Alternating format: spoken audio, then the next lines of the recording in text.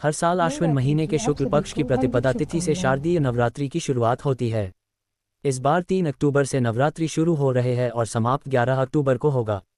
इसके अगले दिन यानी 12 अक्टूबर को देवी मां की विदाई की जाएगी और विजयादशमी का त्योहार मनाया जाएगा।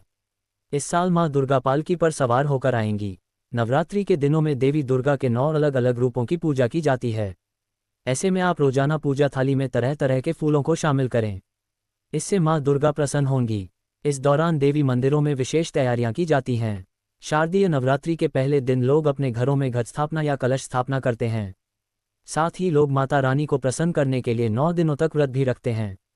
शारदीय नवरात्रि में विधिपूर्वक देवी मां की उपासना करने घर परिवार में सुख समृद्धि और खुशहाली बनी रहती है। पहला दिन शारदीय नवरात्र का प्रथम दिन मां शैलपुत्री को समर्पित है। मान्यता है कि मां शैलपुत्री को गुड़हल का लाल फूल और सफ़ेद कनेर का फूल बेहद प्रिय हैं। इन फूलों को पूजा में शामिल करने से शुभ फल की प्राप्ति होती है। इससे माता रानी प्रसन्न होकर भक्त पर अपना आशीर्वाद बनाए रखती हैं। दूसरा दिन शारदीय नवरात्र के दूसरे दिन मां ब्रह्मचारिणी की पूजा करने का विधान है। मां ब्रह्मचारिणी को वट वृक्ष के फूल को चढ़ाना शुभ माना जाता है।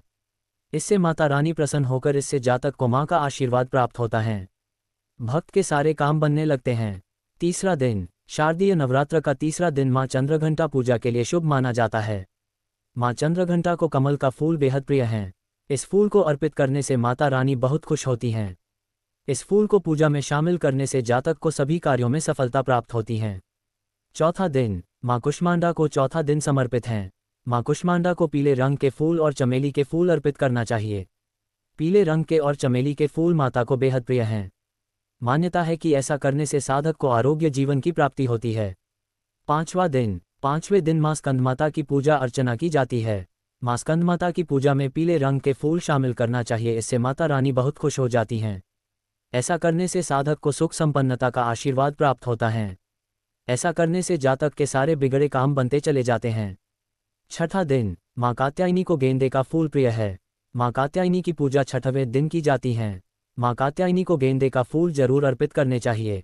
ऐसा करने से मां भक्त पर अपना आशीर्वाद बनाए रखती है और सुख समृद्धि प्रदान करती हैं। सातवां दिन शारदीय नवरात्र का सातवां दिन मां कालरात्रि को समर्पित है। मां कालरात्रि की पूजा में नीले रंग के फूल शामिल करने चाहिए। इस फूल से माता रानी बहुत प्रसन्न होती हैं और जातक के जीवन में खुशियां भर देती हैं। आठवां दिन मां महागौरी की 8वें दिन पूजा अर्चना करने का विधान है। मां महागौरी को मोगरे का फूल अति प्रिय है। इस दिन पूजा में मोगरे के फूल शामिल करना उत्तम माना जाता है। इससे घर में सुख समृद्धि का आगमन होता है। ऐसा करने से जातक के सारे बिगड़े काम बनने लगते हैं। नौवां यानी अंतिम दिन मां सिद्धिदात्री को समर्पित है। मां सिद्धिदात्री को चंपा और गुड़हल के फूल अर्पित करने से पूजा सफल होती है और माता रानी अपने भक्त की पूजा अर्चना से खुश होकर सुख समृद्धि और ऐश्वर्य प्रदान करती हैं।